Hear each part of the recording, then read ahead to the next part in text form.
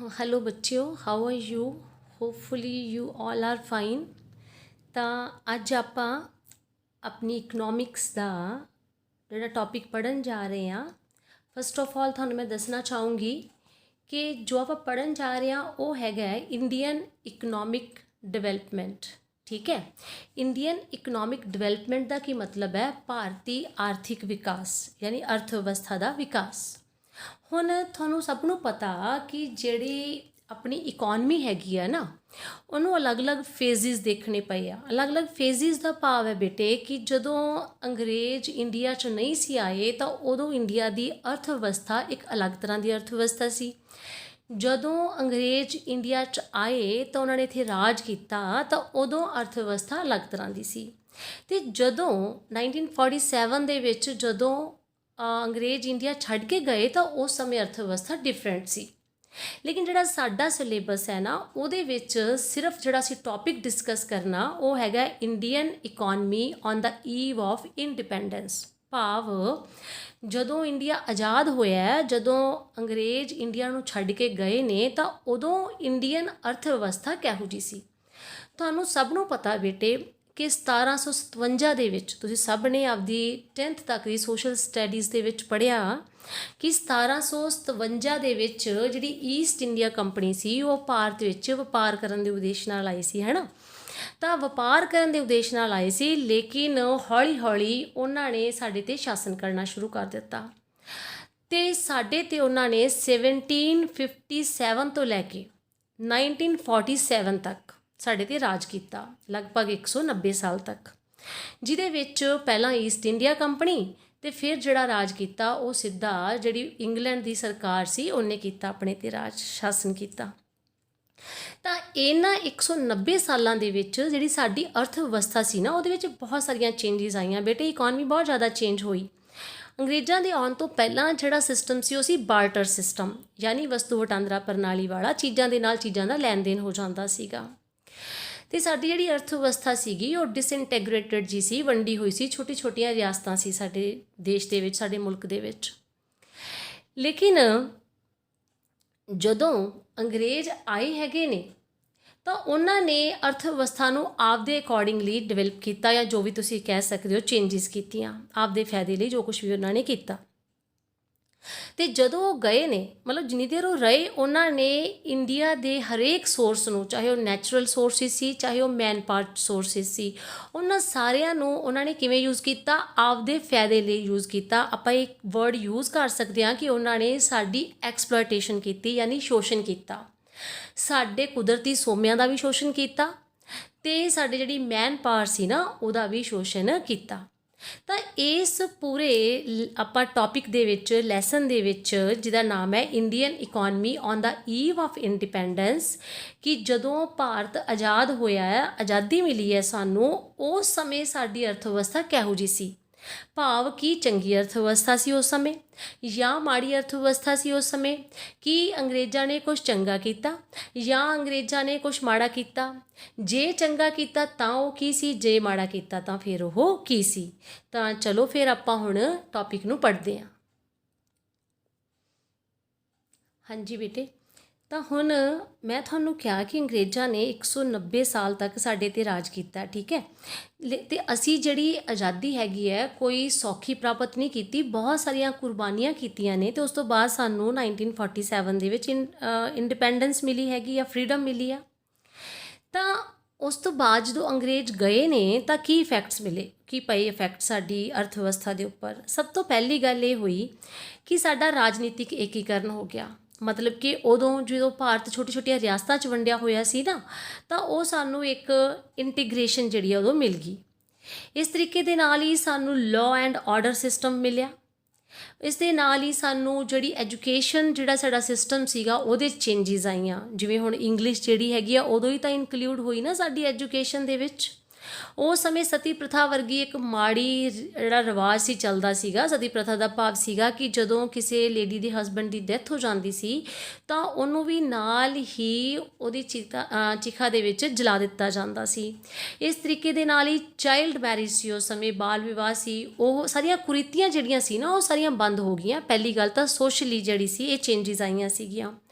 ਉਸ ਤੋਂ ਇਲਾਵਾ ਤੁਹਾਨੂੰ ਪਤਾ ਕਿ ਪਹਿਲਾਂ ਬਾਰਟਰ ਸਿਸਟਮ ਸੀਗਾ, ਯਾਨੀ ਕਿ ਆਪਸ 'ਚ ਵਸਤੂ ਵਟਾਂਦਰਾ ਪ੍ਰਣਾਲੀ ਸੀ ਕਿ ਚੀਜ਼ਾਂ ਦੇ ਬਦਲੇ ਵਿੱਚ ਚੀਜ਼ਾਂ ਦਾ ਲੈਣ ਦੇਣ ਹੁੰਦਾ ਸੀ। ਛੋਟੇ ਛੋਟੇ ਪਿੰਡ ਹੁੰਦੇ ਸੀ ਅਤੇ ਥੋੜ੍ਹੀਆਂ ਥੋੜ੍ਹੀਆਂ ਜ਼ਰੂਰਤਾਂ ਹੁੰਦੀਆਂ ਸੀਗੀਆਂ ਹਰੇਕ ਇਨਸਾਨ ਦੀਆਂ, ਤਾਂ ਉਹਦੇ ਜ਼ਰੂਰਤਾਂ ਕਿਵੇਂ ਪੂਰੀਆਂ ਹੋ ਜਾਂਦੀਆਂ ਸੀ? ਇੱਕ ਦੂਜੇ ਦੇ ਨਾਲ ਹੀ ਚੀਜ਼ਾਂ ਦਾ ਆਦਾਨ ਪ੍ਰਦਾਨ ਕਰਕੇ। ਪਰ ਅੰਗਰੇਜ਼ਾਂ ਦੇ ਆਉਣ ਦੇ ਨਾਲ, ਕਿਉਂਕਿ ਬਾਜ਼ਾਰ ਅਰਥ ਵਿਵਸਥਾ ਆ ਗਈ ਸੀ, ਪੂੰਜੀਵਾਦ ਆ ਗਿਆ ਸੀ, ਚੀਜ਼ਾਂ ਦਾ ਵਪਾਰੀਕਰਨ ਹੋਣ ਲੱਗ ਗਿਆ ਸੀ, ਚੀਜ਼ਾਂ ਨੂੰ ਬਾਜ਼ਾਰ ਵਿੱਚ ਵੇਚਿਆ ਅਤੇ ਖਰੀਦਿਆ ਜਾਣ ਲੱਗਾ ਸੀ। ਅਤੇ ਉਹਨਾਂ ਨੂੰ ਵੇਚਣ ਅਤੇ ਖਰੀਦਣ ਦੇ ਵਾਸਤੇ ਫਿਰ ਕਾਹਦੀ ਲੋੜ ਸੀਗੀ? ਕਿਸੇ ਨਾ ਕਿਸੇ ਵਿਚਕਾਰ ਆਪਾਂ ਨੂੰ ਮਿਡਿਓਕਰ ਦੀ ਲੋੜ ਸੀ, ਐਂਡ ਦੈਟ ਇਜ਼ ਮਨੀ। ਤਾਂ ਉਸ ਸਮੇਂ ਮੌਦਰਿਕ ਵਟਾਂਦਰਾ ਜਿਹੜਾ ਨਾ ਉਹ ਸਟਾਰਟ ਹੋ ਗਿਆ ਕਿ ਮਨੀ ਜਿਹੜੀ ਹੈ ਨਾ ਉਹ ਇਨਵੋਲਵ ਹੋ ਗਈ ਸਾਡੀ ਖਰੀਦਦਾਰੀ ਵੇਚਦਾਰੀ ਦੇ ਵਿੱਚ। ਇਸ ਤਰੀਕੇ ਦੇ ਨਾਲ ਇਹ ਜਿਹੜੇ ਸੀ ਕੁਛ ਪੋਜ਼ੀਟਿਵ ਇੰਪੈਕਟ ਸੀਗੇ, ਮਤਲਬ ਇੱਕ ਤਾਂ ਸੋਸ਼ਲੀ ਚੇਂਜਿਸ ਆ ਗਈਆਂ ਸੀਗੀਆਂ, ਇੱਕ ਏਕੀਕਰਨ ਹੋ ਗਿਆ ਆਪਣੇ ਦੇਸ਼ ਦਾ, ਅਮਨ ਕਾਨੂੰਨ ਦੀ ਅਵਸਥਾ ਦੇ ਵਿੱਚ ਚੇਂਜਿਸ ਆ ਗਈਆਂ ਸੀ। ਦੂਸਰੀ ਗੱਲ ਤੁਹਾਨੂੰ ਮੈਂ ਦੱਸਿਆ ਕਿ ਉਦੋਂ ਮੁਦਰਾ ਦਾ ਜਾਂ ਵਪਾਰੀਕਰਨ ਹੋ ਗਿਆ ਸੀ, ਮੌਦਰਿਕ ਅਰਥ ਵਿਵਸਥਾ ਸਟਾਰਟ ਹੋ ਗਈ ਸੀ। ਇਸ ਤਰੀਕੇ ਨਾਲ ਇਹ ਸੀ ਚੰਗੇ ਪ੍ਰਭਾਵ। ਲੇਕਿਨ ਕ੍ਰਿਟਿਕਸ ਕਹਿੰਦੇ ਹੈ, ਕ੍ਰਿਟਿਕਸ ਦਾ ਇਹ ਮੰਨਣਾ ਹੈ ਕਿ ਅੰਗਰੇਜ਼ਾਂ ਦੇ ਆਉਣ ਦੇ ਨਾਲ ਚੰਗੇ ਪ੍ਰਭਾਵ ਇੰਨੇ ਜ਼ਿਆਦਾ ਨਹੀਂ ਪਏ ਜਿੰਨੇ ਕਿ ਮਾੜੇ ਪ੍ਰਭਾਵ ਪਏ। ਹੁਣ ਚੰਗੇ ਪ੍ਰਭਾਵਾਂ 'ਚ ਇੱਕ ਇਹ ਵੀ ਹੈਗਾ ਕਿ ਰੇਲਵੇ ਦਾ ਵਿਕਾਸ ਹੋਇਆ, ਉਸ ਸਮੇਂ ਰੇਲ ਆਈ, ਸੜਕਾਂ ਦਾ ਵਿਕਾਸ ਹੋਇਆ। ਲੇਕਿਨ ਆਪਾਂ ਇਹ ਨਹੀਂ ਕਹਿ ਸਕਦੇ ਕਿ ਰੇਲਵੇ ਜਿਹੜੀ ਇਨਕਲੂਡ ਜਾਂ ਇਨਵੋਲਵ ਕੀਤੀ ਗਈ ਸਾਡੀ ਇਕੋਨਮੀ 'ਚ, ਇੱਥੇ ਇੰਡੀਆ ਦੇ ਵਿੱਚ ਰੇਲ ਚੱਲੀ ਤਾਂ ਉਹ ਸਾਡੇ ਲਈ ਚਲਾਈ ਸੀ, ਯਾਨੀ ਕਿ ਇੰਡੀਆ ਦੇ ਲੋਕਾਂ ਦੇ ਲਈ ਚਲਾਈ ਸੀ ਅੰਗਰੇਜ਼ਾਂ ਨੇ। Never, not at all. ਉਹਦਾ ਜਿਹੜਾ ਵਿਕਾਸ ਹੋਇਆ ਸੀ, ਜੋ ਉਹਦੀ ਸਟਾਰਟਿੰਗ ਹੋਈ ਸੀ ਨਾ, ਉਹ ਸਿਰਫ ਅੰਗਰੇਜ਼ਾਂ ਨੇ ਆਪਦੇ ਮੰਤਵ ਵਾਸਤੇ ਕੀਤੀ ਸੀ, ਵਪਾਰ ਕਰਨ ਦੇ ਲਈ। ਠੀਕ ਆ, ਉਹ ਵੱਖਰੀ ਗੱਲ ਆ ਕਿ ਉਹ ਜਾਣ ਲੱਗੇ ਨਾਲ ਲਿਜਾ ਨਹੀਂ ਸਕੇ, ਠੀਕ ਹੈ ਨਾ। ਇਸ ਤਰੀਕੇ ਨਾਲ ਹੀ ਦਾਦਾ ਭਾਈ ਨੌਰੋਜੀ ਨੇ ਕਿਹਾ ਕਿ ਜਿਹੜਾ ਮਨੀ ਦੀ ਡਰੇਨ, ਮਤਲਬ ਪੈਸਾ ਜਿਹੜਾ ਸੀ, ਧਨ ਦਾ ਨਿਕਾਸ ਜਿਹੜਾ ਸੀ, ਉਹ ਇੰਗਲੈਂਡ ਵੱਲ ਨੂੰ ਹੁੰਦਾ ਰਿਹਾ। ਸਾਡਾ ਸਾਰਾ ਪੈਸਾ ਜਿਹੜਾ ਸੀ ਕਿਸੇ ਨਾ ਕਿਸੇ ਤਰੀਕੇ ਦੇ ਨਾਲ ਉਹ ਇੰਗਲੈਂਡ ਨੂੰ ਜਾਂਦਾ ਰਿਹਾ। ਤੁਸੀਂ ਸਾਰੇ ਜਾਣਦੇ ਹੋ, ਤੁਸੀਂ ਸੁਣਿਆ ਵੀ ਹੋਣਾ ਕਿ ਕੋਹਿਨੂਰ ਨਾਮ ਦਾ ਹੀਰਾ ਜਿਹੜਾ ਵੀ ਸਭ ਤੋਂ ਮਹਿੰਗਾ ਹੀਰਾ ਅਤੇ ਜਿਹੜਾ ਨਾਯਾਬ ਹੀਰਾ, ਉਹ ਅੱਜ ਵੀ ਇੰਗਲੈਂਡ ਦੀ ਮਹਾਰਾਣੀ ਦੇ ਤਾਜ ਦੇ ਵਿੱਚ ਲੱਗਾ ਹੋਇਆ ਅਤੇ ਉਹ ਵੀ ਇੰਡੀਆ ਦਾ ਹੀ ਸੀਗਾ। ਇਸ ਤਰੀਕੇ ਦੇ ਨਾਲ ਮਤਲਬ ਕਿ ਸਾਡਾ ਧਨ ਦੌਲਤ ਸੀਗਾ, ਪੂੰਜੀ ਸਾਡੀ ਸੀ, ਉਹ ਵੀ ਬਾਹਰ ਜਾਂਦੀ ਰਹੀ। ਤਾਂ ਕੁਛ ਤਾਂ ਪੋਜ਼ੀਟਿਵ ਇੰਪੈਕਟ ਸੀਗੇ, ਲੇਕਿਨ ਜਿਹੜੇ ਮੈਜੋਰਟੀ ਆਫ ਦਾ ਇੰਪੈਕਟ ਸੀਗੇ ਨਾ, ਉਹ ਸਾਰੇ ਕਿਹੜੇ ਸੀਗੇ? ਨੈਗੇਟਿਵ, ਠੀਕ ਹੈ, ਡਿਸਟਰਕਟਿਵ ਸੀਗੇ। ਅਤੇ ਅਸੀਂ ਹੁਣ ਪੜ੍ਹਾਂਗੇ ਕਿ ਉਹ ਜਿਹੜੇ ਡਿਸਟਰਕਟਿਵ ਇੰਪੈਕਟ ਸੀ ਉਹ ਕਿਹੜੇ ਕਿਹੜੇ ਸੀ। ਭਾਵ ਕਹਿਣ ਦਾ ਇਹ ਆ ਕਿ ਉਸ ਸਮੇਂ ਭਾਰਤੀ ਅਰਥ ਵਿਵਸਥਾ ਜਿਹੜੀ ਸੀ ਅੰਗਰੇਜ਼ਾਂ ਦੇ ਜਾਣ ਤੋਂ ਬਾਅਦ, ਜਦੋਂ ਇੰਡੀਆ ਆਜ਼ਾਦ ਹੋਇਆ, ਤਾਂ ਉਸ ਤਰ੍ਹਾਂ ਉਦੋਂ ਇੰਡੀਅਨਸ ਨੂੰ ਕਿਸ ਤਰ੍ਹਾਂ ਦੀ ਅਰਥ ਵਿਵਸਥਾ ਮਿਲੀ ਜਿੱਥੋਂ ਉਹਨਾਂ ਨੇ ਅੱਜ ਤੱਕ ਰਾਈਜ਼ ਕੀਤਾ ਹੈਗਾ। ਹਾਂਜੀ ਬੇਟੇ, ਤਾਂ ਫਿਰ ਉਸ ਸਮੇਂ ਜਦੋਂ at the Eve of independence ਜਿਹੜੀ ਇੰਡੀਅਨ ਅਰਥ ਵਿਵਸਥਾ ਸੀ ਨਾ, ਉਹ ਕਿਸ ਤਰ੍ਹਾਂ ਦੀ ਸੀਗੀ, ਤਾਂ ਮੈਂ ਉਹ ਥੋੜ੍ਹੇ ਪੁਆਇੰਟਸ ਲਿਖੇ ਨੇ, ਤੁਹਾਨੂੰ ਸਮਝਾਉਣੀ ਆ। ਫਸਟ ਉਹਦੀ ਵਿਸ਼ੇਸ਼ਤਾ ਸੀਗੀ under developed economy. Under developed economy ਦਾ ਕੀ ਭਾਵ ਹੈਗਾ ਵੈ ਕਿ ਅਰਧ ਵਿਕਸਿਤ ਅਰਥ ਵਿਵਸਥਾ। ਅਰਧ ਵਿਕਸਿਤ ਮਤਲਬ ਕਿ ਵਿਕਸਿਤ ਨਹੀਂ ਹੋਈ ਜਿਹੜੀ ਅਰਥ ਵਿਵਸਥਾ, ਚਾਹੇ ਉਹ 190 ਸਾਲ ਤੱਕ ਰਾਜ ਕੀਤਾ ਉਹਨਾਂ ਨੇ, ਲੇਕਿਨ ਇੰਡੀਆ ਦਾ ਵਿਕਾਸ ਨਹੀਂ ਹੋਇਆ ਉਹਨਾਂ 190 ਸਾਲਾਂ 'ਚ। ਇੰਗਲੈਂਡ ਦਾ ਰਾਜ ਜਿਹੜਾ ਵਿਕਾਸ ਹੋ ਗਿਆ, ਠੀਕ ਆ, ਉੱਥੋਂ ਦੇ ਉਹਨਾਂ ਨੇ ਆਪਦੇ ਮੁਲਕ ਦਾ ਵਿਕਾਸ ਕੀਤਾ ਸਾਡੇ ਸੋਰਸਿਸ ਨੂੰ ਯੂਜ਼ ਕਰਕੇ। ਉਸ ਤੋਂ ਬਾਅਦ ਸਾਡੀ ਅਰਥ ਵਿਵਸਥਾ ਕਿਸ ਤਰ੍ਹਾਂ ਦੀ ਹੋ ਗਈ? Stagnant economy. ਸਟੈਗਨੈਂਟ ਇਕੋਨਮੀ ਕਿਹੜੀ? ਗਤੀਹੀਨ ਅਰਥ ਵਿਵਸਥਾ। ਸਟੈਗਨੈਂਟ ਦਾ ਮਤਲਬ ਤੁਸੀਂ ਗਤੀਹੀਨ ਕਿਹਨੂੰ ਕਹਿੰਦੇ ਆ? ਜਿਵੇਂ ਪਾਣੀ ਖੜਾ ਹੋਇਆ ਹੁੰਦਾ ਅਤੇ ਉਹ ਖੜੇ ਖੜੇ ਪਾਣੀ ਵਿੱਚ ਸੜਾਂ ਆ ਜਾਂਦੀ ਆ, ਉਹਨੂੰ ਆਪਾਂ ਸਟੈਗਨੈਂਟ ਕਹਿੰਦੇ ਆ। ਸਟੈਗਨੈਂਟ ਮਤਲਬ ਜਿਹਦੇ ਚੇਂਜਿਸ ਹੀ ਨਹੀਂ ਆਉਂਦੀਆਂ, ਕੋਈ ਤਬਦੀਲੀ ਨਹੀਂ ਆਈ ਹੈਗੀ, ਤਾਂ ਸਾਡੀ ਗਤੀਹੀਨ ਅਰਥ ਵਿਵਸਥਾ ਸੀ। ਭਾਵ ਸਾਡੀ ਜਿਹੜੀ ਇਨਕਮ ਸੀਗੀ ਉਹਦੇ 'ਚ ਕੋਈ ਚੇਂਜ ਨਹੀਂ ਆਈ, ਜੇਕਰ ਚੇਂਜ ਆਉਂਦੀ ਵੀ ਸੀ ਤਾਂ 0.1% ਦੇ ਅਕੋਰਡਿੰਗਲੀ। ਫਿਰ ਸੀ ਡੈਪਰੀਸ਼ੀਏਟਡ ਇਕੋਨਮੀ। ਡੈਪਰੀਸ਼ੀਏਟਡ ਇਕੋਨਮੀ ਮੈਨੇ ਕਿਸੀ ਹੋਈ ਅਰਥ ਵਿਵਸਥਾ। ਕਿਸੀ ਹੋਈ ਅਰਥ ਵਿਵਸਥਾ ਕਿਹਨੂੰ ਕਹਿੰਦੇ ਆ?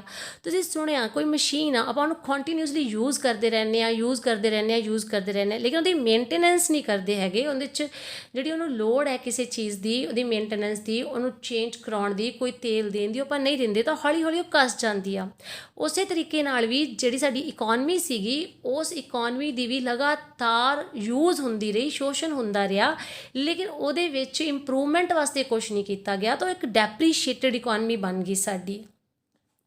ਫਿਰ ਸਾਡੀ ਆ ਗਈ ਸੈਮੀ ਫਿਊਡਲ ਇਕੋਨਮੀ, ਅਰਧ ਸਮੰਤਵਾਦ ਦੀ ਅਰਥ ਵਿਵਸਥਾ, ਜਿਹਦੇ 'ਚ ਪੂੰਜੀਵਾਦ, ਸਮੰਤਵਾਦ ਤੁਹਾਨੂੰ ਸਮਝਾਉਂਗੀ ਮੈਂ ਵੀ ਕੀ ਚੇਂਜਿਸ ਆਈਆਂ।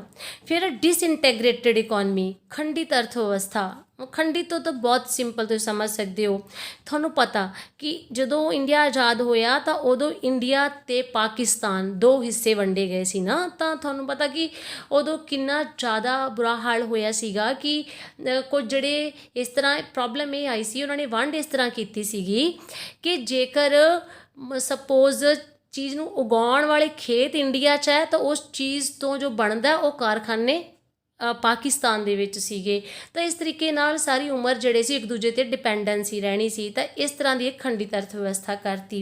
लेकिन अज दा जिहड़ा अपना टॉपिक आ वो सिर्फ ते सिर्फ आपां की करन जा रहे हैं अंडर डिवेलप्ड इकोनमी, कि जिहड़ी उस समय भारती अर्थ व्यवस्था अंडर डिवेलप्ड सीगी, तो किन्ना चीज़ां नूं देख के आपां ये कह सकते हैं कि उदों इंडियन इकोनमी अंडर डिवेलप्ड सीगी, अर्ध विकसित सीगी, विकास नहीं सी होया। हाँ जी बेटे, तो अंडर डिवेलप्ड इकोनमी जिहड़ी आ उहदियां विशेषतावां की ने, की फीचर्स ने कि उहदे विच लो पर कैपिटा इनकम। मैं तुहानूं एक बार सारे हैडिंग्स पॉइंट्स दसदी हां फिर एक्सप्लेन करदी हां कि लो पर कैपिटा इनकम यानी प्रति व्यक्ति आमदन बहुत घट सीगी। एग्रीकल्चरल इकोनमी जिहड़ी अर्थ व्यवस्था सी साडी, ओह खेतीबाड़ी ते डिपेंड सी। इंडस्ट्रीयल बैकवर्डनैस यानी कि जिहड़ा उद्योग धंधे सीगे वो पिछड़े हुए सीगे। पुअर इंफ्रास्ट्रक्चर, पुअर मैंने माड़ा इंफ्रास्ट्रक्चर में जिहड़ा ढांचा हुंदा साडी अर्थ व्यवस्था दा वो माड़ा सी। लो लिविंग स्टैंडर्ड, जिहड़ा लिविंग सी जौन दा तरीका सी वो बहुत नीवां सी। इंपोर्ट डिपेंडेंट इकोनमी, इंपोर्ट हुंदा आयात, कि जिहड़ी साडी अर्थ व्यवस्था सी ना वो पूरी दी पूरी आयातां ते डिपेंड करदी सी। आयात मैंने बाहरों समान मंगवाउणा। रूरल इकोनमी यानी कि पेंडू अर्थ व्यवस्था, कि majority of the population of India at that time were living in villages. Illiteracy and ignorance, उस समय अनपढ़ता की दर बहुत ज़्यादा सीगी ते अज्ञानता बहुत ज़्यादा सी। Improper use of natural sources, जिहड़े साडे कुदरती सोमे सी उन्हां दी भी जिहड़ी यूज़ होई सीगी वो प्रॉपर नहीं सी होई, सही तरीके नाल नहीं सी होई। लैक ऑफ क्रेडिट, क्रेडिट की हुंदा है जिहड़े लोन वगैरह साख आपां करजा चुकदे हां तां ओहदी कमी सीगी, काम नूं करन लई करजा लैना पैंदा ना आपां नूं, लोन चुकदे हां तां ओहदी कमी सी। Now I will discuss all the points in detail with you कि what is the meaning of low per capita income और वट इज़ एग्रीकल्चर इकोनमी और what is industrial backwardness. Okay, let's explain that. हाँ जी बेटे, तो आपां हुण पढ़न जा रहे हैं कि किन्ना चीज़ां नूं देख के आपां कहने आ कि अंडर डिवेलप्ड इकोनमी है, उहदी निशानियां की ने। जिवें कि मैं तुहानूं कहा कि फर्स्ट की हैगा लो पर कैपिटा इनकम, कि प्रति व्यक्ति आमदन का घट होना सब तो वड्डी निशानी, सब तो वड्डी जिहड़ी फीचर हैगा वो यही वाला है, विशेषता यही वाली आ किसी भी अंडर डिवेलप्ड इकोनमी की। ओके, तो फिर कि उस समय जदों इंडिया आज़ाद होया 1947 ਦੇ ਵਿੱਚ, ਤਾਂ ਕਹਿੰਦੇ ਆ ਗੈਸ ਦੇ ਮੁਤਾबिक उस समय 47-48 ਦੇ ਵਿੱਚ ਜਿਹੜੀ ਇੰਡੀਅਨ पर कैपिटा इनकम सी वो सिर्फ तो सिर्फ 230 रुपये प्रति महीना सी, यानी किन्नी घट इनकम सीगी उस समय। तो तुहानूं पता कि इन्नी घट इनकम दे नाल कोई भी इंसान अपदियां बेसिक जरूरतां नूं भी पूरा नहीं सी कर सकदा। तो इस तरीके दे नाल अंडर डिवेलप्ड इकोनमी की सब तो पहली विशेषता होगी लो पर कैपिटा इनकम। उस तो बाद सेकेंडली आ गया बेटे एग्रीकल्चरल इकोनमी। हुण तुसीं सोचोगे कि जिहड़ी एग्रीकल्चरल इकोनमी आ या फिर खेती प्रधान अर्थ व्यवस्था, इनू आपां अंडर डिवेलप्ड इकोनमी की फीचर च क्यों मनदे आ। देखो उस समय अप्रॉक्सीमेटली 80% जिहड़े लोग सी ना ਉਹ ਆਪਦੀ ਰੋਜ਼ੀ ਰੋਟੀ ਦੇ ਲਈ ਨਾ ਐਗਰੀਕਲਚਰ 'ਤੇ ਡਿਪੈਂਡ ਕਰਦੇ ਸੀਗੇ। ਯਾਨੀ ਸਾਡੀ GDP ਦਾ 55% ਜਿਹੜਾ ਹਿੱਸਾ ਸੀ, ਯਾਨੀ ਗ੍ਰੋਸ ਡੋਮੈਸਟਿਕ ਪ੍ਰੋਡਕਟ ਦਾ 55% ਹਿੱਸਾ ਜਿਹੜਾ ਸੀ ਨਾ ਉਹ ਖੇਤੀ ਤੋਂ ਆਉਂਦਾ ਸੀਗਾ, ਰਾਈਟ। ਅਤੇ ਖੇਤੀ ਆਪਣੀ ਪਛੜੀ ਹੋਈ ਸੀ। ਤੁਹਾਨੂੰ ਇਹ ਪਤਾ ਹੈ ਨਾ ਕਿ ਉਸ ਸਮੇਂ ਕਿਹੜਾ ਕੋਈ ਮਸ਼ੀਨਾਂ ਦਾ ਇਸਤੇਮਾਲ ਹੁੰਦਾ ਸੀ, ਕੋਈ ਟਰੈਕਟਰ ਜਾਂ ਕੰਬਾਈਨਸ ਜਾਂ ਥ੍ਰੈਸ਼ਰਸ ਦਾ ਇਸਤੇਮਾਲ ਹੁੰਦਾ ਸੀਗਾ। ਖੇਤੀ ਪਛੜੀ ਹੋਈ ਸੀ ਅਤੇ ਪੂਰੀ ਦੀ ਪੂਰੀ ਖੇਤੀ ਜਿਹੜੀ ਸੀ ਉਹ ਨੇਚਰ 'ਤੇ ਡਿਪੈਂਡ ਕਰਦੀ, ਯਾਨੀ ਮੌਨਸੂਨ 'ਤੇ ਡਿਪੈਂਡ ਕਰਦੀ ਸੀ ਕਿ ਮੌਨਸੂਨ ਗੁੱਡ ਹੋ ਗਈ ਆ, ਬਾਰਿਸ਼ ਚੰਗੀ ਪੈ ਗਈ ਹੈਗੀ ਆ ਤਾਂ ਫਸਲ ਹੋ ਸਕਦੀ ਆ, ਕਦੇ ਸੋਕਾ ਪੈ ਜਾਂਦਾ ਸੀਗਾ।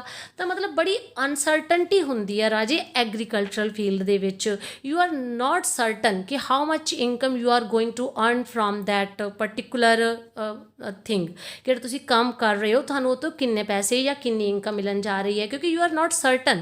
थानू नहीं पता मॉनसून किहो जी होण जा रही है, मीह चंगा पैण वाला या मीह चंगा नहीं पैण वाला, फसल चंगी होगी या नहीं होगी, किते सोका तो नहीं पै जाऊगा।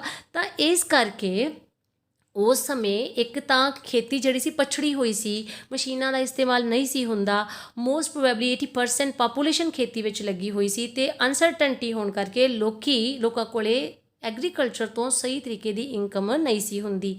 ਤਾਂ ਇਸ ਲਈ ਇਹ ਵੀ ਇੱਕ ਐਗਰੀਕਲਚਰਲ ਇਕੋਨਮੀ ਦਾ ਹੋਣਾ ਵੀ ਇੱਕ ਅੰਡਰ ਡਿਵੈਲਪਡ ਇਕੋਨਮੀ ਦੀ ਹੀ ਨਿਸ਼ਾਨੀ ਹੈ ਰਾਜੇ। ਉਸ ਤੋਂ ਬਾਅਦ ਸਾਡੇ ਕੋਲ ਆ ਜਾਂਦਾ ਹੈ ਉਦਯੋਗਿਕ ਪਛੜਿਆਪਨ ਯਾਨੀ ਇੰਡਸਟਰੀਅਲ ਬੈਕਵਰਡਨੈਸ। ਇੰਡਸਟਰੀਅਲ ਬੈਕਵਰਡਨੈਸ ਦਾ ਕੀ ਮਤਲਬ ਹੈ ਕਿ ਇੰਡਸਟਰੀ ਸੀ, ਇਹ ਨਹੀਂ ਹੈ ਕਿ ਉਸ ਸਮੇਂ ਉਦਯੋਗ ਨਹੀਂ ਸੀ ਲੱਗੇ, ਲੇਕਿਨ ਅੰਗਰੇਜ਼ਾਂ ਨੇ ਉਦਯੋਗ ਉਹੀ ਲਾਏ ਸੀਗੇ ਜਿਨ੍ਹਾਂ ਦੀ ਲੋੜ ਉਹਨਾਂ ਨੂੰ ਆਪਦੇ ਮੁਲਕ ਦੇ ਵਿੱਚ ਆਪਦੇ ਉਦਯੋਗਾਂ ਦੇ ਵਿਕਾਸ ਲਈ ਜ਼ਰੂਰੀ ਸੀਗੀ। ਸਿਰਫ ਉਹ ਤੇ ਉਹਨਾਂ ਨੇ ਕੰਜ਼ੰਪਸ਼ਨ ਗੁੱਡਸ ਦੇ ਜਿਹੜੇ ਉਦਯੋਗ ਹੈ ਨਾ ਉਹ ਲਾਏ ਸੀਗੇ। ਕੰਜ਼ੰਪਸ਼ਨ ਗੁੱਡਸ 'ਚ ਵੇਖੋ ਕੱਪੜਾ ਉਦਯੋਗ, ਖੰਡ ਉਦਯੋਗ, ਠੀਕ ਹੈ, ਇਹ ਉਦਯੋਗ ਉਹਨਾਂ ਨੇ ਇੰਡਸਟਰੀ ਇੱਥੇ ਲਾ ਲਈ ਸੀ। ਜਿਹੜੇ ਬਹੁਤ ਵੱਡੇ ਪੈਮਾਨੇ ਦੇ ਉਦਯੋਗ ਸੀ ਨਾ, ਜਿਨ੍ਹਾਂ 'ਚ ਮਸ਼ੀਨਾਂ ਬਣਦੀਆਂ ਹੋਣ ਜਾਂ ਕੋਈ ਹਥਿਆਰ ਬਣਦੇ ਵੱਡੇ ਉਦਯੋਗ ਜਿਹੜੇ ਸੀ, ਉਹ ਉਹਨਾਂ ਨੇ ਇੰਡੀਆ ਦੇ ਵਿੱਚ ਕੋਈ ਵੀ ਨਹੀਂ ਸੀ ਲਾਏ। ਉਹ ਸਾਰੇ ਉਹਨਾਂ ਦਾ ਵਿਕਾਸ ਕਿੱਥੇ ਕੀਤਾ? ਉਹਨਾਂ ਨੇ ਇੰਗਲੈਂਡ ਦੇ ਵਿੱਚ ਕੀਤਾ ਸੀ। ਅਤੇ ਉਦਯੋਗ ਪਿਛੜੇ ਹੋਏ ਵੀ ਸੀਗੇ ਕਿ ਪੁਰਾਣੀ ਤਰ੍ਹਾਂ ਦੀਆਂ ਮਸ਼ੀਨਾਂ ਲੱਗੀਆਂ ਹੋਈਆਂ ਸੀਗੀਆਂ, ਉਤਪਾਦਨ ਬਹੁਤ ਘੱਟ ਹੁੰਦਾ ਸੀ, ਪ੍ਰੋਡਕਸ਼ਨ ਜਿਹੜੀ ਸੀ ਉਹ ਬਹੁਤ ਘੱਟ ਸੀ। ਉਸ ਸਮੇਂ ਉਹਨਾਂ ਨੂੰ ਬਹੁਤ ਸਾਰੀਆਂ ਹੋਰ ਸਮੱਸਿਆ ਦਾ ਵੀ ਸਾਹਮਣਾ ਕਰਨਾ ਪੈਂਦਾ ਸੀ। ਕਿਹੜਾ ਬਿਜਲੀ ਦਾ ਉਤਪਾਦਨ ਇੰਨਾ ਜ਼ਿਆਦਾ ਹੁੰਦਾ ਸੀ, ਹੈ ਨਾ, ਹੈਗੀ ਸੀ। ਇਸ ਕਰਕੇ ਕੋਈ ਚੰਗੇ ਉਦਯੋਗਾਂ ਦੀ ਉਹਦੇ ਵਿੱਚ ਉਸ ਸਮੇਂ ਪੂਰੀ ਦੀ ਪੂਰੀ ਅਣਹੋਂਦ ਸੀ। ਵੀ ਤੁਸੀਂ ਆਪ ਹੀ ਸਿਆਣੇ ਹੋ, ਜਦੋਂ ਮੈਂ ਕਹਿ ਤਾ ਕਿ 80% ਜਿਹੜਾ ਸੀ ਜਨਸੰਖਿਆ ਉਹ ਤਾਂ ਖੇਤੀ 'ਤੇ ਡਿਪੈਂਡ ਕਰਦੀ ਸੀ, ਤਾਂ ਇਟ ਮੀਨਸ ਉਦਯੋਗਾਂ ਦੀ ਗਿਣਤੀ ਜਿਹੜੀ ਸੀ ਬਹੁਤ ਘੱਟ ਸੀ। ਲੇਕਿਨ ਕਿਸੇ ਵੀ ਚੰਗੀ ਇਕੋਨਮੀ ਦੇ ਵਿਕਾਸ ਦੇ ਲਈ ਉਦਯੋਗਾਂ ਦਾ ਵਿਕਾਸ ਹੋਣਾ ਬਹੁਤ ਜ਼ਿਆਦਾ ਜ਼ਰੂਰੀ ਹੈ ਰਾਜੇ। ਉਸ ਤੋਂ ਬਾਅਦ ਸਾਡੇ ਕੋਲ ਆ ਜਾਂਦਾ ਹੈਗਾ ਮਾੜਾ ਆਧਾਰਭੂਤ ਢਾਂਚਾ, ਪੂਰ ਇਨਫਰਾਸਟਰਕਚਰ। ਇਨਫਰਾਸਟਰਕਚਰ ਕੀ ਚੀਜ਼ ਹੁੰਦੀ ਆ? ਇਨਫਰਾਸਟਰਕਚਰ ਹੀ ਅਸਲੀ ਚੀਜ਼ ਆ ਜਿਹਦੇ ਉੱਪਰ ਕਿਸੇ ਦੇਸ਼ ਦਾ ਵਿਕਾਸ ਡਿਪੈਂਡ ਕਰਦਾ, ਜਿਵੇਂ ਕਿ ਬਿਜਲੀ ਦਾ ਹੋਣਾ, ਸੜਕਾਂ ਦਾ ਹੋਣਾ, ਠੀਕ ਹੈ, ਯਾਤਾਯਾਤ ਦੇ ਸਾਧਨਾਂ ਦਾ ਵਿਕਾਸ ਹੋਣਾ। ਇਹਨਾਂ ਸਾਰੀਆਂ ਚੀਜ਼ਾਂ ਨੂੰ ਜੇ ਇਹ ਬੇਸਿਕ ਚੀਜ਼ਾਂ ਨਹੀਂ ਨਾ ਕਿਤੇ ਵੀ ਹੋਣਗੀਆਂ ਤਾਂ ਉਸ ਦੇਸ਼ ਦੀ ਅਰਥ ਵਿਵਸਥਾ ਦਾ ਵਿਕਾਸ ਨਹੀਂ ਹੋ ਸਕਦਾ। ਸੜਕਾਂ ਪੱਕੀਆਂ ਹੋਣੀਆਂ ਚਾਹੀਦੀਆਂ ਯਾਨੀ ਵਪਾਰ ਕਰਨਾ ਸੌਖਾ ਹੋਵੇ। ਬਿਜਲੀ ਹੋਣੀ ਚਾਹੀਦੀ ਆ ਤਾਂ ਕਿ ਉਦਯੋਗਾਂ ਨੂੰ ਸਹੀ ਤਰੀਕੇ ਨਾਲ ਚਲਾਇਆ ਜਾ ਸਕੇ। ਰੇਲਵੇ ਲਾਈਨਾਂ ਸਹੀ ਹੋਣੀਆਂ ਚਾਹੀਦੀਆਂ ਤਾਂ ਕਿ ਇੱਕ ਐਡੇ ਵੱਡੇ ਮੁਲਕ ਦੇ ਵਿੱਚ ਇੱਕ ਥਾਂ ਤੋਂ ਦੂਜੀ ਥਾਂ 'ਤੇ ਚੀਜ਼ ਪਹੁੰਚਾਈ ਵੀ ਆਸਾਨੀ ਨਾਲ ਜਾ ਸਕੇ। ਲੇਕਿਨ ਜਦੋਂ ਅੰਗਰੇਜ਼ ਇੰਡੀਆ 'ਚੋਂ ਗਏ ਆ ਤਾਂ ਉਸ ਸਮੇਂ ਆਪਾਂ ਇਹ ਨਹੀਂ ਕਹਿ ਸਕਦੇ ਕਿ ਸੜਕਾਂ ਦਾ ਵਿਕਾਸ ਨਹੀਂ ਸੀ ਹੋਇਆ ਜਾਂ ਰੇਲ ਦਾ ਵਿਕਾਸ ਨਹੀਂ ਸੀ ਹੋਇਆ, ਲੇਕਿਨ ਸਿਰਫ ਓਨੇ ਕੁ ਖੇਤਰਾਂ ਵਿੱਚ ਹੋਇਆ ਸੀ, ਓਨੀ ਕੁ ਥਾਂ 'ਤੇ ਹੋਇਆ ਸੀ ਜਿੱਥੇ ਜਿੱਥੇ ਉਹਨਾਂ ਨੂੰ ਖੁਦ ਨੂੰ ਲੋੜ ਸੀਗੀ। ਲੇਕਿਨ India is very large country, ਤਾਂ ਪੂਰੇ ਇੰਡੀਆ ਦੇ ਵਿੱਚ ਤੁਸੀਂ ਇਹ ਕਹਿ ਸਕਦੇ ਹੋ ਕਿ ਸੜਕਾਂ ਦਾ, ਬਿਜਲੀ ਦਾ ਜਾਂ ਰੇਲਵੇ ਦਾ ਫੁੱਲ ਫਲੈਜ ਵਿਕਾਸ ਨਹੀਂ ਸੀ ਹੋਇਆ, ਯਾਨੀ ਕਿ ਇਨਫਰਾਸਟਰਕਚਰ ਜਿਹੜਾ ਸਾਡਾ ਸੀ ਉਸ ਸਮੇਂ ਬਹੁਤ ਮਾੜਾ ਸੀਗਾ। ਤਾਂ ਇਹ ਵੀ ਇੱਕ ਅੰਡਰ ਡਿਵੈਲਪਡ ਇਕੋਨਮੀ ਦੀ ਨਿਸ਼ਾਨੀ ਆ। ਫਿਰ ਸਾਡੇ ਕੋਲ ਆ ਜਾਂਦਾ ਰਹਿਣ ਸਹਿਣ ਦਾ ਮਾੜਾ ਪੱਧਰ। ਰਹਿਣ ਸਹਿਣ ਦਾ ਮਾੜਾ ਪੱਧਰ ਮੈਨੇ ਲੋ ਲਿਵਿੰਗ ਸਟੈਂਡਰਡਸ। ਲੋ ਲਿਵਿੰਗ ਸਟੈਂਡਰਡ ਮੈਨੇ ਦੇਖੋ ਉਸ ਸਮੇਂ ਲੋਕਾਂ ਦੇ ਕੋਲੇ ਤੁਹਾਨੂੰ ਪਤਾ ਕਿ ਇਨਕਮ ਬਹੁਤ ਘੱਟ ਸੀ। ਆਪਾਂ ਕਹਿਤਾ 230 ਰੁਪਈਏ, ਠੀਕ ਆ, ਇਹਦਾ ਮਤਲਬ ਪਾਵਰਟੀ ਆ ਗਈ, ਇਟ ਮੀਨਸ ਗਰੀਬੀ ਆ ਗਈ ਨਾ। ਫਿਰ ਜੇਕਰ ਇਨਕਮ ਨਹੀਂ ਹੈ ਤਾਂ ਗਰੀਬੀ ਤਾਂ ਆਉਣੀ ਆ। ਠੀਕ, ਕੰਮ ਨਹੀਂ ਹੈਗਾ ਸੀ ਕਿਉਂਕਿ ਖੇਤੀ ਪ੍ਰਧਾਨ ਅਰਥ ਵਿਵਸਥਾ ਸੀ। ਖੇਤੀ ਤਾਂ ਸੀਜ਼ਨਲ ਹੁੰਦੀ ਆ, 6 ਮਹੀਨੇ ਕੰਮ ਹੁੰਦਾ, 6 ਮਹੀਨੇ ਨਹੀਂ ਹੁੰਦਾ, ਤਾਂ ਬੇਰੁਜ਼ਗਾਰੀ ਵੀ ਰਹਿੰਦੀ ਸੀਗੀ। ਇਸ ਤਰੀਕੇ ਨਾਲ ਲੋਕੀ ਆਪਣੀਆਂ ਮੁੱਢਲੀਆਂ ਲੋੜਾਂ ਨੂੰ ਵੀ ਪੂਰਾ ਨਹੀਂ ਸੀ ਕਰ ਸਕਦੇ। ਤਾਂ ਖੇਤੀ ਪਹਿਲਾਂ ਹੀ ਪਛੜੀ ਹੋਈ ਸੀ, ਉਦਯੋਗ ਵੀ ਪਛੜੇ ਹੋਏ ਸੀ, ਕੰਮ ਵੀ ਪੂਰਾ ਨਹੀਂ ਸੀ ਮਿਲਦਾ, ਤਾਂ ਇਨਕਮ ਘੱਟ ਸੀ। ਇਸ ਕਰਕੇ ਲੋਕਾਂ ਦਾ ਜਿਹੜਾ ਲਿਵਿੰਗ ਸਟੈਂਡਰਡ ਸੀ ਨਾ ਉਹ ਬਹੁਤ ਨੀਵਾਂ ਸੀਗਾ। ਹੁਣ ਵੀ ਤਾਂ ਆਪਾਂ ਵੇਖਦੇ ਆ ਨਾ, ਜੇਕਰ ਅਸੀਂ ਇਨਸਾਨ ਆਪਦੀ ਬੇਸਿਕ ਲੋੜ ਵੀ ਪੂਰੀ ਨਹੀਂ ਕਰ ਸਕਦਾ ਹੈਗਾ ਤਾਂ ਉਹ ਇੱਕ ਅੰਡਰ ਡਿਵੈਲਪਡ ਇਕੋਨਮੀ ਦੀ ਹੀ ਨਿਸ਼ਾਨੀ ਹੁੰਦੀ ਹੈ। ਹਾਂਜੀ ਬੇਟੇ, ਅੱਗੇ ਆਪਣੇ ਕੋਲ ਆ ਗਿਆ ਇੰਪੋਰਟ ਡਿਪੈਂਡੈਂਟ ਇਕੋਨਮੀ, ਯਾਨੀ ਕਿ ਭਾਰਤੀ ਅਰਥ ਵਿਵਸਥਾ ਉਸ ਸਮੇਂ ਕਿਹੋ ਜਿਹੀ ਸੀਗੀ? ਆਯਾਤਾਂ 'ਤੇ ਨਿਰਭਰ ਸੀਗੀ। ਆਯਾਤਾਂ 'ਤੇ ਕਿਉਂ? ਕਿਉਂਕਿ ਅੰਗਰੇਜ਼ਾਂ ਨੇ ਇੰਡੀਅਨ ਅਰਥ ਵਿਵਸਥਾ ਨੂੰ ਬਣਾ ਹੀ ਇਹੋ ਜਿਹਾ ਦਿੱਤਾ ਸੀਗਾ ਕਿ ਆਪਦੇ ਪੈਰਾਂ ਸਿਰ ਆਪਦੇ ਆਪ ਖੜੀ ਹੀ ਨਹੀਂ ਹੋ ਸਕੀ 190 ਸਾਲਾਂ ਦੇ ਵਿੱਚ। ਅਸੀਂ ਹਰ ਚੀਜ਼ ਲਈ ਦੂਜਿਆਂ 'ਤੇ ਡਿਪੈਂਡੈਂਟ ਸੀਗੇ। ਤਾਂ ਹੁਣ ਤੁਹਾਨੂੰ ਇਹ ਜਾਣ ਕੇ ਹੈਰਾਨੀ ਹੋਊਗੀ ਕਿ 1966 ਤੱਕ 1947 ਦੇ ਵਿੱਚ ਇੰਡੀਆ ਆਜ਼ਾਦ ਹੋਇਆ ਅਤੇ 1966 ਜਦੋਂ ਹਰੀ ਕ੍ਰਾਂਤੀ ਆਈ ਹੈ ਉਸ ਤੋਂ ਪਹਿਲਾਂ ਤੱਕ ਇੰਡੀਆ ਈਵਨ ਕਿ ਕਣਕ ਵਾਸਤੇ ਵੀ, ਯਾਨੀ ਬੇਸਿਕ ਲੋੜ ਜਿਹੜੀ ਸਾਡੀ ਸੀ ਕਣਕ ਚੌਲ, ਸਾਡੇ ਅਨਾਜ ਵਾਸਤੇ ਵੀ ਬਾਹਰਲੇ ਮੁਲਕਾਂ 'ਤੇ ਡਿਪੈਂਡ ਕਰਦਾ ਸੀ ਕਿ ਜਿਸ ਦੇਸ਼ ਦੇ ਵਿੱਚ ਆਪਦੇ ਲੋਕਾਂ ਨੂੰ ਖਵਾਉਣ ਦੇ ਲਈ ਅਨਾਜ ਦੀ ਪੈਦਾਵਾਰ ਵੀ ਨਾ ਹੁੰਦੀ ਹੋਵੇ ਤਾਂ ਉਹ ਦੇਸ਼ ਕਿਸੇ ਹੋਰ ਚੀਜ਼ ਬਾਰੇ ਸੋਚ ਵੀ ਕਿਵੇਂ ਸਕਦਾ। ਤਾਂ ਉਸ ਸਮੇਂ ਹਰੇਕ ਚੀਜ਼ ਲਈ ਸਾਨੂੰ ਬਾਹਰ ਵਾਲੇ ਮੁਲਕਾਂ 'ਤੇ ਡਿਪੈਂਡ ਰਹਿਣਾ ਪੈਂਦਾ ਸੀ, ਭਾਵੇਂ ਉਹ ਮਸ਼ੀਨਰੀ ਹੋਵੇ, ਆਧੁਨਿਕ ਟੈਕਨੋਲੋਜੀ ਹੋਵੇ, ਦਵਾਈਆਂ ਹੋਣ, ਜੰਗੀ ਸਾਜੋ ਸਮਾਨ ਹੋਵੇ, ਮਤਲਬ ਉਹ ਹਰੇਕ ਚੀਜ਼ ਵਾਸਤੇ ਅਸੀਂ ਜ਼ਿਆਦਾਤਰ ਇੰਗਲੈਂਡ 'ਤੇ ਡਿਪੈਂਡ ਕਰਦੇ ਸੀ, ਕਿਉਂਕਿ ਇੰਗਲੈਂਡ ਨੇ ਜਿਹੜੀ ਵਪਾਰ ਦੀ ਨੀਤੀ ਸੀ ਨਾ ਉਹੀ ਇਹੋ ਜਿਹੀ ਬਣਾ ਦਿੱਤੀ ਸੀ, ਟਰਮਸ ਆਫ ਟ੍ਰੇਡ ਹੀ ਇਹੋ ਜਿਹੀਆਂ ਬਣਾਤੀਆਂ ਸੀਗੀਆਂ ਕਿ ਉਹ ਭਾਰਤ ਜਿਹੜੀਆਂ ਸ਼ਰਤਾਂ ਸੀ ਨਾ ਉਹ ਇੰਡੀਆ ਦੇ ਪ੍ਰਤੀਕੂਲ ਸੀਗੀਆਂ, ਯਾਨੀ ਕਿ ਸਾਡੇ ਉਲਟ ਸੀਗੀਆਂ। ਉਹਨਾਂ ਦੇ ਨਾਲ ਫਾਇਦਾ ਕਿਹਨੂੰ ਹੁੰਦਾ ਸੀ? ਅੰਗਰੇਜ਼ਾਂ ਨੂੰ ਹੁੰਦਾ ਸੀ, ਇੰਗਲੈਂਡ ਨੂੰ ਹੁੰਦਾ ਸੀਗਾ। ਤਾਂ ਇਸ ਕਰਕੇ ਜਿੰਨਾ ਵੀ ਸਮਾਨ ਜਿਹੜਾ ਸੀ ਨਾ, ਜਦੋਂ ਇੰਡੀਆ ਆਜ਼ਾਦ ਹੋਇਆ ਉਸ ਸਮੇਂ ਅਸੀਂ ਜ਼ਿਆਦਾਤਰ ਬਾਹਰਲੇ ਮੁਲਕਾਂ 'ਤੇ ਸਮਾਨ ਲਈ ਡਿਪੈਂਡੈਂਟ ਸੀਗੇ, ਯਾਨੀ ਆਯਾਤ ਆਧਾਰਿਤ ਅਰਥ ਵਿਵਸਥਾ ਸੀ ਸਾਡੀ, ਅਤੇ ਸਾਡਾ ਪੈਸਾ ਤਾਂ ਜੋ ਸਾਡੇ ਕੋਲੇ ਸੀਗਾ ਉਹ ਬਾਹਰੋਂ ਸਮਾਨ ਮੰਗਾਉਣ 'ਤੇ ਹੀ ਚਲਾ ਜਾਂਦਾ ਸੀ। ਹੁਣ ਵੀ ਤੁਸੀਂ ਦੇਖਿਆ ਆਪਾਂ ਸਾਰਿਆਂ ਨੇ ਇੱਕ ਚੀਜ਼ ਇਸ ਟਾਈਮ ਦੇ ਵਿੱਚ ਆਪਾਂ ਫੋਲੋ ਕਰਨ ਦੀ ਟਰਾਈ ਕਰ ਰਹੇ ਹਾਂ ਕਿ ਇੰਡੀਅਨ ਚੀਜ਼ਾਂ ਨੂੰ ਖਰੀਦਿਆ ਜਾਵੇ। ਤੁਹਾਨੂੰ ਪਤਾ ਕੀ ਫਾਇਦਾ ਹੁੰਦਾ ਜਦੋਂ ਅਸੀਂ ਇੰਡੀਅਨ ਚੀਜ਼ਾਂ ਨੂੰ ਖਰੀਦਦੇ ਹਾਂ? ਜਦੋਂ ਤੁਸੀਂ ਇੰਡੀਆ ਵਿੱਚ ਬਣੇ ਹੋਏ ਸਮਾਨ ਨੂੰ ਖਰੀਦੋਗੇ ਤਾਂ ਜਿਹੜਾ ਪੈਸਾ ਹੈ ਨਾ ਬੇਟੇ ਉਹ ਇੰਡੀਆ 'ਚ ਹੀ ਰਹਿ ਜਾਊਗਾ, ਇੰਡੀਅਨ ਲੋਕਾਂ ਦੇ ਹੱਥਾਂ 'ਚ ਹੀ ਆਊਗਾ, ਉਹ ਇੱਥੇ ਹੀ ਖਰਚ ਕਰਨਗੇ। ਜੇ ਸਮਾਨ ਇੱਥੇ ਬਣੂਗਾ ਤਾਂ ਇੱਥੇ ਹੀ ਲੋਕਾਂ ਨੂੰ ਰੋਜ਼ਗਾਰ ਵੀ ਮਿਲੂਗਾ, ਜੇ ਰੋਜ਼ਗਾਰ ਮਿਲੂਗਾ ਤਾਂ ਆਪਦੇ ਆਪ ਹੀ ਗਰੀਬੀ ਵੀ ਦੂਰ ਹੋ ਜੂਗੀ। ਇਟ ਮੀਨਸ ਤੁਸੀਂ ਇਹ ਚੀਜ਼ ਆਪਣੇ ਮਾਈਂਡ 'ਚ ਰੱਖਣੀ ਆ ਕਿ rather than to buy the foreign products you will have to buy Indian things. ਜਦੋਂ ਵੀ ਤੁਸੀਂ ਸਮਾਨ ਖਰੀਦੋ, ਹੁਣ ਵੀ ਮੈਂ ਤਾਂ ਗੱਲ ਕਰ ਰਹੀ, ਤੁਹਾਨੂੰ ਲੈਸਨ ਤਾਂ ਮੈਂ ਸਮਝਾ ਰਹੀ ਹਾਂ ਈਵ ਆਫ ਇੰਡੀਪੈਂਡੈਂਸ ਦਾ, ਆਜ਼ਾਦੀ ਦੇ ਸਮੇਂ ਭਾਰਤੀ ਅਰਥ ਵਿਵਸਥਾ ਕਿਹੋ ਜਿਹੀ ਸੀ, ਲੇਕਿਨ ਹਜੇ ਵੀ ਅਸੀਂ ਬਹੁਤ ਸਾਰਾ ਸਮਾਨ ਜਿਹੜਾ ਉਹ ਬਾਹਰਲੇ ਮੁਲਕਾਂ ਦਾ ਖਰੀਦਦੇ ਹਾਂ। ਤਾਂ ਮੈਂ ਚਾਹੂੰਗੀ ਕਿ ਤੁਸੀਂ ਇਹ ਮੇਰੀ ਗੱਲ ਨੂੰ ਸੁਣੋ, ਜੇ ਸੁਣ ਰਹੇ ਹੋ ਤਾਂ ਤੁਸੀਂ ਇਸ ਤੋਂ ਬਾਅਦ ਇਹ ਚੀਜ਼ ਜ਼ਰੂਰ ਆਪਦੇ ਆਪ ਨਾਲ ਪ੍ਰਣ ਕਰੋ, ਤੁਸੀਂ ਪ੍ਰੋਮਿਸ ਕਰੋ ਕਿ we will buy Indian products. ਤੁਸੀਂ ਇਕਨੋਮਿਕਸ ਦੇ ਸਟੂਡੈਂਟ ਹੋ, ਤੁਸੀਂ ਇਹ ਜ਼ਰੂਰ ਸਮਝੋਗੇ ਕਿ ਇੰਡੀਅਨ ਪ੍ਰੋਡਕਟਸ ਖਰੀਦਣ ਦੇ ਨਾਲ ਪੈਸਾ ਵੀ ਇੰਡੀਆ 'ਚ ਰਹਿ ਜਾਂਦਾ, ਠੀਕ ਆ, ਰੋਜ਼ਗਾਰ ਵੀ ਇੰਡੀਅਨ ਲੋਕਾਂ ਨੂੰ ਮਿਲਦਾ ਹੈਗਾ, ਠੀਕ ਹੈ। ਅਤੇ ਜਿੰਨਾ ਜ਼ਿਆਦਾ ਪੈਸਾ ਇੰਡੀਆ 'ਚ ਰਹੂਗਾ, ਪਰਚੇਜ਼ਿੰਗ ਪਾਵਰ ਵਧੂਗੀ, ਡਿਮਾਂਡ ਵਧੂਗੀ, ਤਾਂ ਆਪਣੇ ਆਪ ਹੀ ਡਿਵੈਲਪਮੈਂਟ ਜਿਹੜੀ ਆ ਉਹ ਇਕੋਨਮੀ ਦੀ ਹੁੰਦੀ ਹੈ ਬੇਟੇ। ਚਲੋ ਇਹ ਤਾਂ ਗੱਲ ਹੋ ਗਈ ਹੁਣ ਦੀ, ਲੇਕਿਨ ਉਸ ਸਮੇਂ ਜਿਹੜਾ ਸੀ ਨਾ ਆਪਣੇ ਕੀ ਸੀਗਾ, ਇੰਪੋਰਟ ਡਿਪੈਂਡੈਂਟ ਬਹੁਤ ਜ਼ਿਆਦਾ ਸੀ। ਫਿਰ ਸਾਡੇ ਕੋਲ ਆ ਗਿਆ ਰੂਰਲ ਇਕੋਨਮੀ। ਉਸ ਸਮੇਂ ਬੇਟੇ ਆਪਣੀ 86% ਜਿਹੜੀ ਪਾਪੂਲੇਸ਼ਨ ਸੀ ਨਾ ਉਹ ਪਿੰਡਾਂ ਵਿੱਚ ਰਹਿੰਦੀ ਸੀ। ਹੁਣ ਤੁਹਾਨੂੰ ਪਤਾ ਤੇ ਸ਼ਹਿਰਾਂ ਵਿੱਚ ਰਹਿ ਗਈ 14%। ਹੁਣ ਤੁਸੀਂ ਜਾਣਦੇ ਹੋ ਕਿ ਜਦੋਂ ਪਿੰਡਾਂ ਦੇ ਵਿੱਚ ਜਿਹੜੇ ਲੋਕ ਰਹਿੰਦੇ ਹੁੰਦੇ ਨੇ ਨਾ, ਉਹਨਾਂ ਦੇ ਅੰਦਰ ਇੱਕ ਮਤਲਬ ਪੋਵਰਟੀ ਐਂਡ ਇਗਨੋਰੈਂਸ, ਅਗਿਆਨਤਾ ਜਿਹੜੀ ਆ ਜ਼ਿਆਦਾ ਹੁੰਦੀ ਆ, ਮੁੱਢਲੀਆਂ ਸੇਵਾਵਾਂ ਦੀ ਵੀ ਘਾਟ ਹੁੰਦੀ ਆ। ਫਰਕ ਤਾਂ ਹਜੇ ਵੀ ਹੈਗਾ, ਹੁਣ ਤੁਹਾਨੂੰ ਸਭ ਨੂੰ ਪਤਾ, ਸੁਣਿਆ ਹੋਣਾ ਤੁਸੀਂ, ਲੋਕੀ ਕਹਿੰਦੇ ਹੁੰਦੇ ਸੀਗੇ ਸ਼ਹਿਰ ਵਸੰਦੇ ਦੇਵਤੇ ਤੇ ਪਿੰਡ ਵਸੰਦੇ ਪ੍ਰੇਤ। ਮਤਲਬ ਕਹਿਣ ਦਾ ਇਹੀ ਸੀਗਾ ਕਿ ਸ਼ਹਿਰਾਂ ਦੇ ਵਿੱਚ ਜ਼ਿੰਦਗੀ ਹੈ, ਪਿੰਡਾਂ ਵਿੱਚ ਨਹੀਂ। ਹੁਣ ਵੀ ਤੁਸੀਂ ਦੇਖੋ ਪਿੰਡਾਂ ਦੇ ਵਿੱਚ ਕੋਈ ਤੁਹਾਨੂੰ ਥੀਏਟਰ ਥੋੜ੍ਹੀ ਨਜ਼ਰ ਆ ਜਾਊਗਾ, ਮਾਲ ਥੋੜ੍ਹੀ ਨਜ਼ਰ ਆ ਜੂਗੀ। ਤਾਂ ਇਟ ਮੀਨਸ ਪੇਂਡੂ ਅਰਥ ਵਿਵਸਥਾ ਸੀ ਉਸ ਸਮੇਂ। ਹੁਣ ਦੇ ਪਿੰਡਾਂ ਵਿੱਚ ਅਤੇ ਉਸ ਸਮੇਂ ਦੇ ਪਿੰਡਾਂ ਵਿੱਚ ਤਾਂ ਬਹੁਤ ਹੀ ਜ਼ਿਆਦਾ ਫਰਕ ਆ। ਉਸ ਸਮੇਂ ਉੱਥੋਂ ਦੇ ਲੋਕਾਂ ਦਾ ਰਹਿਣ ਸਹਿਣ ਦਾ ਪੱਧਰ ਵੀ ਬਹੁਤ ਨੀਵਾਂ ਸੀਗਾ।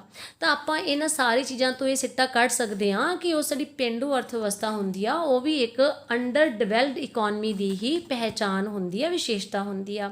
And after that comes the very good point, that is illiteracy and ignorance, ਯਾਨੀ ਅਨਪੜ੍ਹਤਾ ਅਤੇ ਅਗਿਆਨਤਾ। ਜਦੋਂ ਇੰਡੀਆ ਆਜ਼ਾਦ ਹੋਇਆ ਨਾ, ਉਦੋਂ ਇੰਡੀਆ ਦੇ ਵਿੱਚ ਬਹੁਤ ਜ਼ਿਆਦਾ ਅਨਪੜ੍ਹਤਾ ਸੀ, ਬਹੁਤ ਜ਼ਿਆਦਾ ਅਗਿਆਨਤਾ। ਦੇਖੋ ਕਹਿੰਦੇ ਕਿ ਉਸ ਸਮੇਂ 82% ਜਿਹੜੇ ਆ ਪੀਪਲ ਜਿਹੜੇ ਸੀ ਨਾ ਉਹ ਇਲੀਟਰੇਟ ਸੀ, ਅਨਪੜ੍ਹ ਸੀਗੇ, ਠੀਕ ਆ। ਹੁਣ ਜਿਹੜਾ ਇੱਕ ਅਨਪੜ੍ਹ ਇਨਸਾਨ ਆ, ਤੁਸੀਂ ਇਹ ਸਮਝ ਸਕਦੇ ਹੋ ਕਿ ਉਹ ਦੇਸ਼ ਦੀ ਡਿਵੈਲਪਮੈਂਟ ਵਾਸਤੇ ਕਿਸ ਲੈਵਲ ਤੱਕ ਦਾ ਸੋਚ ਸਕਦਾ ਹੈਗਾ, ਠੀਕ ਆ। ਜਿਹੜਾ ਇਨਸਾਨ ਅਨਪੜ੍ਹ ਹੈ ਨਾ, ਉਹ ਪਖੰਡਵਾਦ, ਅੰਧ ਵਿਸ਼ਵਾਸ, ਝੂਠੇ ਰੀਤੀ ਰਿਵਾਜਾਂ ਦੇ ਵਿੱਚ, ਬੜੀਆਂ ਮਾੜੀਆਂ ਪਰੰਪਰਾਵਾਂ ਦੇ ਮਗਰ, ਉਹਨਾਂ ਮਗਰ ਲੱਗਿਆ ਰਹਿੰਦਾ ਅਤੇ ਬੁਰਾਈਆਂ ਦੇ ਜਾਲ ਵਿੱਚ ਫਸਿਆ ਰਹਿੰਦਾ। ਉਹ ਉਹਨਾਂ ਚੀਜ਼ਾਂ 'ਚ ਹੀ ਲੱਗਿਆ ਰਹਿੰਦਾ ਅਤੇ ਡਿਵੈਲਪਮੈਂਟ ਵਾਸਤੇ ਨਹੀਂ ਸੋਚਦਾ। ਕੰਟਰੀ ਦੀ ਡਿਵੈਲਪਮੈਂਟ ਉਹਦੇ ਲਈ ਮਾਇਨੇ ਨਹੀਂ ਰੱਖਦੀ। ਇਸ ਕਰਕੇ ਜੇ ਆਪਾਂ ਕੰਟਰੀ ਦੀ ਡਿਵੈਲਪਮੈਂਟ ਕਰਨੀ ਹੁੰਦੀ ਆ, ਉਹਦੇ ਲਈ ਕੀ ਜ਼ਰੂਰੀ ਹੁੰਦਾ? ਉਹਦੇ ਲਈ ਪੜ੍ਹੇ ਲਿਖੇ ਹੋਣਾ ਜ਼ਰੂਰੀ ਹੁੰਦਾ। ਤਾਂ ਉਸ ਸਮੇਂ ਕੀ ਸੀ? ਉਸ ਸਮੇਂ ਇਲੀਟਰੇਸੀ ਸੀ ਅਤੇ ਇਗਨੋਰੈਂਸ ਸੀ। And after that comes a point improper use of natural sources. ਜਿਹੜੇ ਨੈਚੁਰਲ ਸੋਰਸਿਸ ਹੈ, ਨੈਚੁਰਲ ਸੋਰਸਿਸ ਕੀ ਹੁੰਦੇ ਹੈ? ਹੁਣ ਪਾਣੀ ਹੈ, ਉਹ ਵੀ ਇੱਕ ਨੈਚੁਰਲ ਸੋਰਸਿਸ ਹੈ। ਈਵਨ ਕਿ ਜਿਹੜੀ ਸਾਡੀ ਖੇਤ ਨੇ ਉਹ ਵੀ ਨੈਚੁਰਲ ਸੋਰਸਿਸ ਹੈ, ਮਿੱਟੀ ਹੈ। ਖਾਣਾ ਨੇ, ਯਾਨੀ ਕਿ ਜਿਹਦੇ ਵਿੱਚ ਕੋਲਾ ਨਿਕਲਦਾ ਹੈ, ਮੈਂਗਨੀਜ਼, ਅਬਰਕ ਨਿਕਲਦਾ, ਉਹ ਵੀ ਕੀ ਹੈਗੇ ਆ? ਨੈਚੁਰਲ ਸੋਰਸਿਸ ਹੈਗੇ ਆ। ਹੁਣ ਨੈਚੁਰਲ ਸੋਰਸਿਸ ਦਾ ਪ੍ਰੋਪਰ ਯੂਜ਼ ਨਹੀਂ ਸੀ ਹੋਇਆ। ਕਿਉਂਕਿ ਅੰਗਰੇਜ਼ਾਂ ਨੇ ਸਿਰਫ ਉਹਨਾਂ ਸੋਰਸਿਸ ਨੂੰ ਆਪਦੇ ਲਈ ਇਸਤੇਮਾਲ ਕੀਤਾ, ਯਾਨੀ ਉਹਨਾਂ ਨੇ ਐਕਸਪਲੋਇਟ ਕੀਤਾ ਸੀ ਸੋਰਸਿਸ ਨੂੰ ਜਿਨ੍ਹਾਂ ਦੀ ਉਹਨਾਂ ਨੂੰ ਖੁਦ ਨੂੰ ਲੋੜ ਸੀਗੀ। ਠੀਕ ਹੈ, ਲੇਕਿਨ ਨਵੀਂ ਟੈਕਨੋਲੋਜੀ ਦੀ ਜਿਹੜੀ ਹੈ ਖੋਜ ਨਹੀਂ ਕੀਤੀ ਕਿ ਨਵੀਆਂ ਜਿਹੜੀਆਂ ਆਧੁਨਿਕ ਸਿੱਖਿਆ ਦੀ ਘਾਟ ਕਰਕੇ ਜਿਹੜਾ ਵਾ ਉਹਨਾਂ ਸੋਰਸਿਸ ਨੂੰ ਪ੍ਰੋਪਰ ਤਰੀਕੇ ਨਾਲ ਯੂਜ਼ ਕੀਤਾ ਹੀ ਨਹੀਂ ਜਾ ਸਕਿਆ ਸੀਗਾ। ਤਾਂ ਇਸ ਤਰੀਕੇ ਨਾਲ ਜਿਹੜੇ ਸਾਡੇ ਨੈਚੁਰਲ ਸੋਰਸਿਸ ਸੀ ਨਾ ਉਹਨਾਂ ਦਾ ਵੀ ਯੂਜ਼ ਨਹੀਂ ਹੋਇਆ, ਅਤੇ ਜਿਹੜਾ ਹੋਇਆ ਵੀ ਤਾਂ ਉਹ ਅੰਗਰੇਜ਼ ਸਰਕਾਰ ਨੇ, ਅੰਗਰੇਜ਼ਾਂ ਨੇ ਇੰਗਲੈਂਡ ਦੇ ਫਾਇਦੇ ਲਈ ਹੀ ਕੀਤਾ ਸੀਗਾ। And after that comes the last point, lack of credit, ਸਾਖ ਦੀ ਘਾਟ। ਤੁਹਾਨੂੰ ਪਤਾ ਬੇਟੇ ਉਸ ਸਮੇਂ ਬੈਂਕਿੰਗ ਪ੍ਰਣਾਲੀ ਜਿਹੜੀ ਆ ਇੰਡੀਆ ਦੇ ਵਿੱਚ ਨਹੀਂ ਸੀ। ਲੋਕਾਂ ਨੇ ਜੇ ਕੋਈ ਕੰਮ ਵੀ ਕਰਨਾ ਹੁੰਦਾ ਸੀ, ਖੇਤੀ ਵਾਸਤੇ ਕਰਜ਼ਾ ਲੈਣਾ ਸੀ, ਉਹਨਾਂ ਨੂੰ ਕਿੱਥੇ ਜਾਣਾ ਪੈਂਦਾ ਸੀ? ਉਹਨਾਂ ਨੂੰ ਮਹਾਜਨਾਂ ਕੋਲੇ ਜਾਣਾ ਪੈਂਦਾ ਸੀ, ਜਗੀਰਦਾਰਾਂ ਕੋਲੇ, ਚੌਧਰੀਆਂ ਕੋਲੇ ਜਾਣਾ ਪੈਂਦਾ ਸੀ। ਅਤੇ ਤੁਹਾਨੂੰ ਪਤਾ ਇਹਨਾਂ ਦੇ ਕਰਜ਼ੇ ਦੇ ਜਿਹੜਾ ਜਾਲ ਵਿੱਚ ਫਸਿਆ ਬੰਦਾ ਉਹ ਕਦੇ ਬਾਅਦ ਵਿੱਚ ਬਾਹਰ ਨਿਕਲ ਨਹੀਂ ਸੀ ਸਕਦਾ ਹੁੰਦਾ। ਇਸ ਕਰਕੇ ਲੋਕੀ ਜਿਹੜੇ ਸੀਗੇ ਉਹ ਇਸ ਚੀਜ਼ ਤੋਂ ਬਚਦੇ ਸੀ ਕਿ ਕਿਤੇ ਵੀ ਇਹਨਾਂ ਤੋਂ ਕਰਜ਼ਾ ਲੈਣਾ ਨਾ ਪਵੇ। ਅਤੇ ਜੇ ਕਰਜ਼ਾ ਨਹੀਂ ਸੀ ਲੈਂਦੇ, ਪੈਸਾ ਨਹੀਂ ਸੀ ਹੈਗਾ, ਤਾਂ ਉਹ ਆਪਦੇ ਡਿਵੈਲਪਮੈਂਟ ਵਾਸਤੇ ਨਾ ਖੇਤੀ ਦੀ ਡਿਵੈਲਪਮੈਂਟ ਵਾਸਤੇ ਸੋਚ ਸਕਦੇ ਸੀ, ਨਾ ਕਿਸੇ ਹੋਰ ਚੀਜ਼ ਵਾਸਤੇ ਸੋਚ ਸਕਦੇ ਸੀ। ਤਾਂ ਇਸ ਤਰੀਕੇ ਨਾਲ ਉਸ ਸਮੇਂ ਬੈਂਕਿੰਗ ਪ੍ਰਣਾਲੀ ਵੀ ਇੰਡੀਆ ਵਿੱਚ ਨਹੀਂ ਸੀਗੀ, ਅਤੇ ਬੈਂਕਿੰਗ ਪ੍ਰਣਾਲੀ ਨਾ ਹੋਣ ਕਰਕੇ ਕਰਜ਼ੇ ਦੀ ਵੀ ਕੀ ਸੀਗੀ, ਘਾਟ ਸੀਗੀ। ਕੰਮ ਵਾਸਤੇ, ਡਿਵੈਲਪਮੈਂਟ ਵਾਸਤੇ, ਵਿਕਾਸ ਵਾਸਤੇ, ਠੀਕ ਆ, ਆਪਦੇ ਕੰਮ ਧੰਦਿਆਂ ਨੂੰ ਗਾਂਹ ਵਧਾਉਣ ਵਾਸਤੇ ਵੀ ਕੋਈ ਕਰਜ਼ੇ ਲੈਣ ਬਾਰੇ ਸੋਚ ਨਹੀਂ ਸੀ ਸਕਦਾ। ਅਤੇ ਜੇ ਕਿਸੇ ਨੂੰ ਅੜੇ ਥੋੜ੍ਹੇ ਕਰਜ਼ੇ ਲੈਣੇ ਵੀ ਪੈਂਦੇ ਸੀ ਮਹਾਜਨਾਂ ਜਗੀਰਦਾਰਾਂ ਤੋਂ, ਤਾਂ ਉਹ ਬੁਰੀ ਤਰ੍ਹਾਂ ਉਹਨਾਂ ਦੇ ਜਾਲ ਵਿੱਚ ਫਸ ਜਾਂਦਾ ਸੀ ਅਤੇ ਸ਼ੋਸ਼ਣ ਕਰਦੇ ਸੀ ਉਹਨਾਂ ਦਾ। ਇਸ ਤਰ੍ਹਾਂ ਬੱਚਿਓ ਤੁਸੀਂ ਇਹ ਸਮਝ ਸਕਦੇ ਹੋ ਕਿ ਜੋ ਮੈਂ ਤੁਹਾਨੂੰ ਹੁਣ ਇਹ ਪੁਆਇੰਟਸ ਦੱਸੇ ਹੈਗੇ ਆ, ਇਹ ਸਾਰੀਆਂ ਕਾਹਦੀਆਂ ਵਿਸ਼ੇਸ਼ਤਾਵਾਂ ਬੇਟੇ, ਅੰਡਰ ਡਿਵੈਲਪਡ ਇਕੋਨਮੀ ਦੀਆਂ। ਤਾਂ ਮੈਂ ਉਮੀਦ ਕਰਦੀ ਹਾਂ ਕਿ ਤੁਸੀਂ ਮੇਰੇ ਇਹਨਾਂ ਸਾਰੀਆਂ ਗੱਲਾਂ ਨੂੰ ਯਾਦ ਰੱਖੋਗੇ ਅਤੇ ਇਸ ਟੌਪਿਕ ਨੂੰ ਪੂਰੀ ਤਰ੍ਹਾਂ ਨਾਲ ਪ੍ਰਪੇਅਰ ਕਰੋਗੇ। ਠੀਕ ਆ, ਅਤੇ ਚੈਨਲ ਨੂੰ ਸਬਸਕ੍ਰਾਈਬ ਕਰੋਗੇ। ਤਾਂ ਮਿਲਦੇ ਹਾਂ ਨੈਕਸਟ ਟੌਪਿਕ ਦੇ ਨਾਲ। Bye, see you, take care.